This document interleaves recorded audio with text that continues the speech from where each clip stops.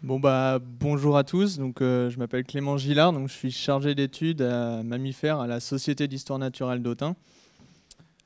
La Société d'histoire naturelle d'Autun, pour ceux qui connaissent pas, on est une association naturaliste qui bosse sur l'ensemble de la Bourgogne. Et il a été créé un observatoire de la faune de Bourgogne, qui travaille sur différentes missions. Ça va de la connaissance à la sensibilisation, en passant par de l'acquisition de données, préservation et animation de projets. Donc là, quelques chiffres sur l'association. On a maintenant... voilà quelques chiffres. Je vais passer un peu sur l'espèce. La loutre d'Europe, c'est un mustélidé semi-aquatique. Il vit dans les cours d'eau, qui va du ruisseau au fleuve, mais aussi sur les milieux humides. On peut la retrouver aussi dans les tourbières. Son régime alimentaire est principalement constitué de poissons, mais elle va aussi se nourrir d'écrevisses. Elle a adopté des mœurs nocturnes, en fait, à cause de la pression humaine. Par exemple, la chasse. Son territoire peut varier d'entre 5 à 15 km pour une femelle et jusqu'à une trentaine de kilomètres pour un mâle. Elle marque son territoire avec ce qu'on appelle des épreintes. Ici, ce sont des crottes constituées de restes alimentaires. La loutre d'Europe en Bourgogne, elle entame une phase de recolonisation. Parce qu'en gros, elle avait quasiment disparu en Bourgogne, et c'est le fait de l'avoir protégée en 1981 et aussi l'amélioration des cours d'eau qui a permis son retour. Aujourd'hui, elle est bien présente dans le Morvan et sur les bords de Loire. Et cette année, on a quatre nouveaux secteurs de colonisation. Tout au nord ici, avec la vallée de la Vanne. Ici, le bassin de Louche, le bassin de Saône-Aval, vraiment à la frontière en fait, entre la Bourgogne et la Franche-Comté, et ici avec le bassin d'Andry. Et la problématique de cette recolonisation, c'est que lors de son déplacement, en fait, elle va rencontrer des infrastructures routières, et les infrastructures routières sont l'un des principaux facteurs de mortalité chez cette espèce. Les ponts en fait, sont un frein à la recolonisation, et ça peut créer un effet barrière à ce déplacement. Là, j'ai mis une petite phrase, en fait, un pont imperméable au passage inférieur, sous la route. Elle va être obligée de passer sur la route et pouvoir potentiellement se faire écraser. C'est pour ça qu'il y a eu ce qu'on appelle une hiérarchisation des ouvrages d'art. C'est basé sur une méthode qui a été développée par le groupe mammalogique breton, qui permet en fait d'attribuer une note de risque de collision au pont. Nous, on travaille dessus depuis 2017. C'est un programme financé par l'Agence de l'eau Seine-Normandie. Et on fait aussi des diagnostics dans d'autres programmes. Mais en tout, depuis 2017, on a diagnostiqué 721 ouvrages. Et on attribue cette note avec différents critères. C'est une note qui prend en compte la fréquentation du cours d'eau par l'espèce. C'est-à-dire qu'on essaye d'évaluer l'habitat, s'il est favorable ou pas à l'implantation de l'espèce. On prend aussi en compte le trafic routier de la route. Là, ce sont des données qui nous sont données par les conseils départementaux. C'est le trafic moyen par jour. Et aussi la probabilité que la loutre passe par la route à différents niveaux d'eau. C'est-à-dire qu'on va essayer d'estimer à l'étiage, au niveau intermédiaire et en crue, si elle doit passer par la route ou si elle peut encore passer sous l'ouvrage. Cette note, elle permet d'attribuer une note de risque qui va du risque très faible, une note inférieure à 2, à un risque très fort, une note supérieure à 5,5. Et là, on a une carte de l'ensemble des ponts diagnostiqués. Et sur les 721 ponts diagnostiqués, on en a 33 en risque très fort, donc ce qui équivaut à peu près à 5% des ponts diagnostiqués qui ont un risque très fort de collision. Donc là, c'est un peu un zoom sur le bassin Seine.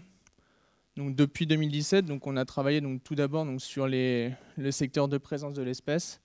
Et maintenant, en fait, on suit à la fois sa recolonisation et on anticipe aussi le fait qu'elle va remonter sur les cours d'eau et donc d'essayer de diagnostiquer les ponts avant son arrivée pour pouvoir potentiellement mettre des aménagements pour faciliter son passage. Donc là, voilà un peu les outils dont on se sert lors du terrain. Donc sous un pont, donc là par exemple c'est un pont voûte, on va essayer d'estimer si l'espèce va pouvoir passer sous le pont ou est-ce qu'elle doit enjamber le pont et passer donc par la route.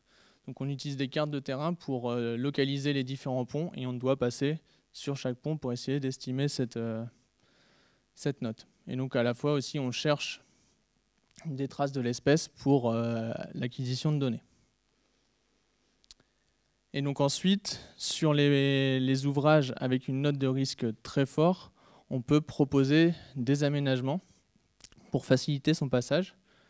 Donc là, on peut donc proposer ce qu'on appelle donc des berges artificielles ou en enrochement, c'est-à-dire un passage terrestre sous l'ouvrage. Donc souvent, c'est fait à partir donc, de matériaux déjà présents, donc par exemple de la terre, des roches, du sable. Et ça peut être utile en fait aussi aux autres espèces. Hein. C'est pas spécifique à la loutre, hein. Un chevreuil ou autre peut aussi passer par ces langues de terre. Et donc là, par exemple, en dessous, là, c'est plus un enrochement avec des gros rochers. On a aussi ce qu'on appelle donc plus communément des banquettes. Donc il y a à la fois des banquettes en encorbellement ou en béton. Donc en encorbellement, en fait, c'est souvent des plaques de métal. Donc on va préconiser de les faire pleines pour une meilleure solidité et il a plus ou moins été dit qu'elle préférait en fait un passage avec une plaque pleine plutôt que avec des trous. Je ne sais pas exactement pourquoi, mais voilà, ça a été testé. Et on va préconiser aussi en acier galvanisé pour la solidité et la durée dans le temps. Et donc ces banquettes doivent toujours être bien connectées aux berges pour pouvoir en fait faciliter son passage sous l'ouvrage. Et sinon, on a aussi donc, ce qu'on appelle donc, des banquettes en béton. Donc là, c'est vraiment couler du béton sur les piliers. Et on peut en fait faire ce qu'on appelle un échelonnage, donc c'est-à-dire faire une sorte d'escalier pour avoir en fait une banquette à différents niveaux d'eau. C'est-à-dire de toujours avoir une banquette présente en fonction de la montée des eaux. Donc là, par exemple, sur la photo, en fait, on peut voir qu'ici, donc sur la connexion aux berges, donc ils ont mis des gros rochers en enrochement. Et là, on a la présence en fait d'une épreinte de loutre sur le rocher, donc qui montre que l'espèce est bien passée sous l'ouvrage plutôt que par la route. Donc voilà maintenant une carte qui représente en fait les aménagements qui ont été mis en place en Bourgogne. Donc au total, on a maintenant 18 banquettes à loutre qui ont été aménagées en Bourgogne. Donc on en a 3 en Côte d'Or, 12 dans la Nièvre et 3 en Saône-et-Loire. Donc elles sont globalement beaucoup sur le Morvan et dans ses pourtours et aussi en bord de Loire. On a aussi édité en fait ce qu'on appelle une alerte auprès des conseils départementaux. Donc c'est un document qu'on a envoyé aux différents conseils départementaux en listant les ponts diagnostiqués sur leur département et en accent sur les ponts à risque très fort. Donc où là on a fait une fiche descriptive de chaque pont avec les aménagements possibles qui peuvent être mis en place sur l'ouvrage pour réduire cette note et faciliter le passage de l'espèce. Et aussi une liste des ponts à risque fort, et ce qui va permettre en fait d'anticiper un peu en fait les travaux qui peuvent être faits sur ces ouvrages dans les prochaines années. Et donc voilà, prendre en compte en fait la mise en place de la banquette lors du budget des travaux.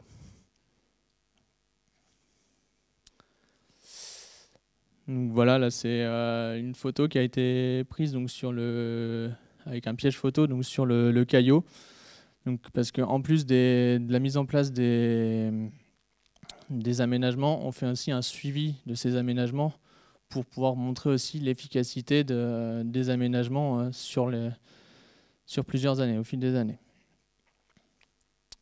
Donc voilà, j'en ai...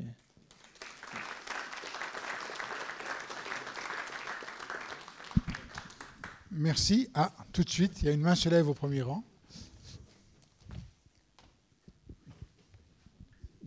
Oui, parce qu'il y a une question qui me brûle.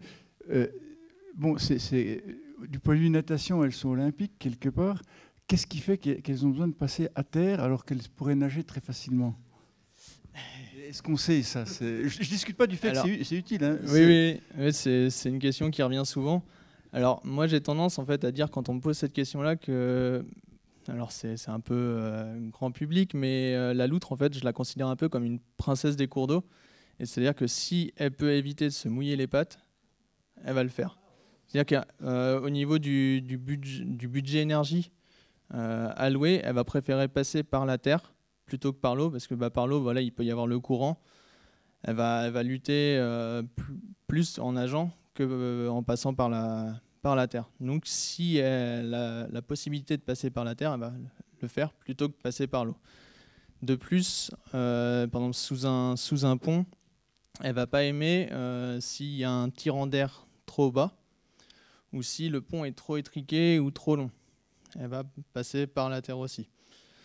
Ouais, voilà, en fait, vraiment, je la considère comme une princesse.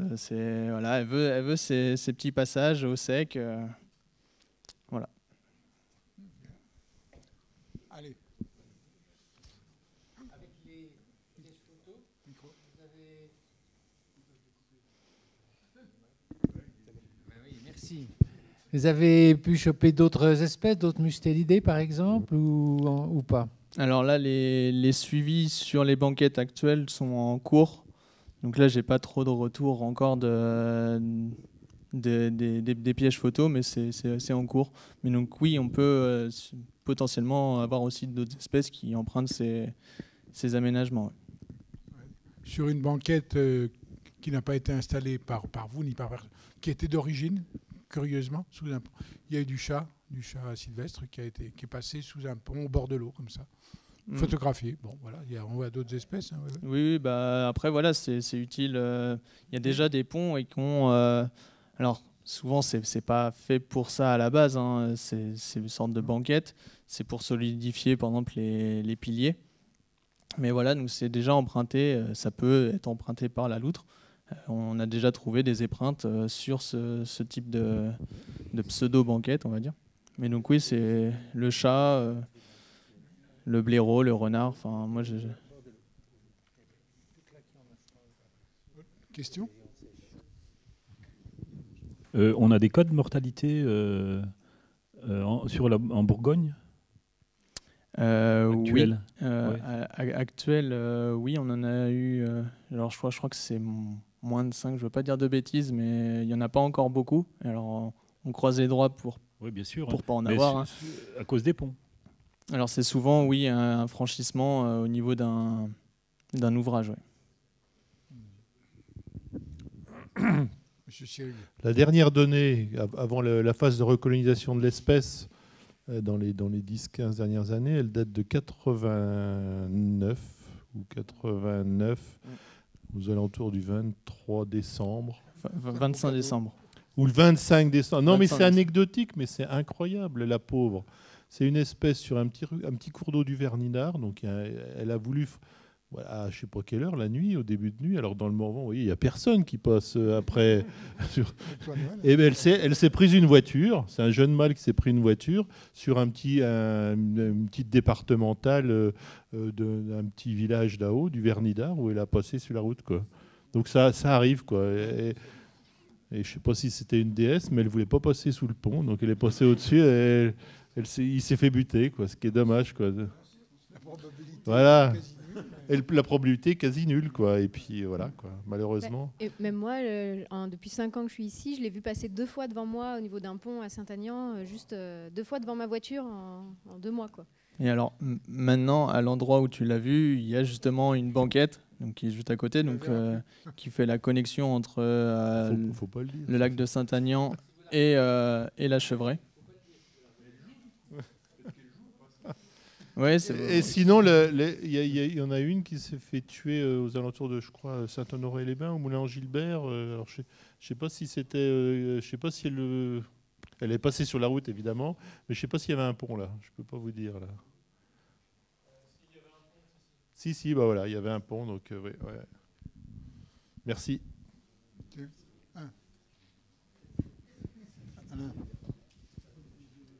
Faut pas laisser le micro à la banquette de devant. Non, j'avais une vraie question en rapport avec la dernière remarque de Daniel. C'est les probabilités, comment vous les calculez parce que bon, là, on parle de probabilité finalement de traverser, de se faire tuer. Vous avez, ouais, d'ailleurs, le calcul de R, c'est un outil que vous vous êtes créé Alors, ça a été créé par le groupe mammalogique breton, donc qui a été un peu peaufiné au fil des années. Mais si je reviens... Donc là, si je reviens un peu sur le calcul... C'est surtout P, oui. Sur le P, donc c'est la probabilité donc qu'elle passe donc sur la route. Donc on va se mettre en fait donc d'abord à l'étiage et en gros c'est un calcul de oui/non. C'est-à-dire que au passage à l'étiage, est-ce qu'elle peut passer par voie terrestre, par voie aquatique? Si c'est 2 fois oui, c'est une note de 0,5. Si c'est 1 fois oui, 1 fois non, c'est une note de 1. Et si c'est 2 fois non, c'est une note de 2. Okay. Et ça à différents niveaux. Mais ça a été établi par le... Et dans les deux sens. Dans les deux sens. Amont-aval... Quand elle descend la rivière, elle aura tendance à moins avoir... c'est quand elle remonte au courant. Oui, mais on prend en compte toujours le passage. Est-ce qu'elle peut passer par voie terrestre et par voie aquatique? Par voie aquatique, on estime si elle peut à la fois passer contre le courant et en s'aidant du courant, on va dire. Pour le Mathieu, ça te va là? Oui, ça me va. J'ai un exercice pour mes élèves bientôt. Alors moi j'ai une question, c'est sur le. Alors je connais pas bien la sensibilité des données et comment on peut dévoiler, ou est-ce qu'il y a des loutres ou pas, mais est-ce qu'il y a une réflexion sur la signalisation routière justement pour si on peut pas aménager pour dire ralentissez à ce moment-là quoi. De mettre des panneaux attention attention loutre. Attention traversée de loutre.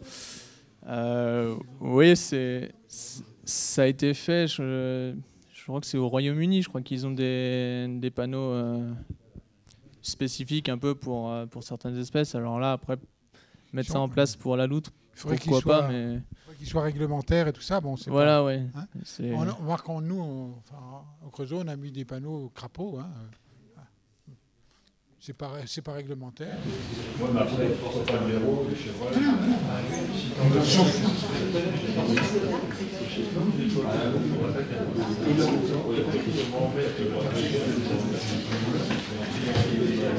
D'autres questions? Il y a des questions là-haut. Ouais, là-haut. À part les voitures des êtres humains, quels sont ses prédateurs? Alors, la loutre, elle n'a pas vraiment de prédateurs. Elle est en haut de la chaîne. C'est quasi un super prédateur. Il y aurait que peut-être sur des jeunes, vraiment jeunes, où là, il peut y avoir un peu de prédation par des carnivores, mais sinon, non, elle n'a pas de prédateur. Non. Alors, n'y a-t-il pas un risque de prolifération ou on en est loin? Alors, on est loin de la prolifération.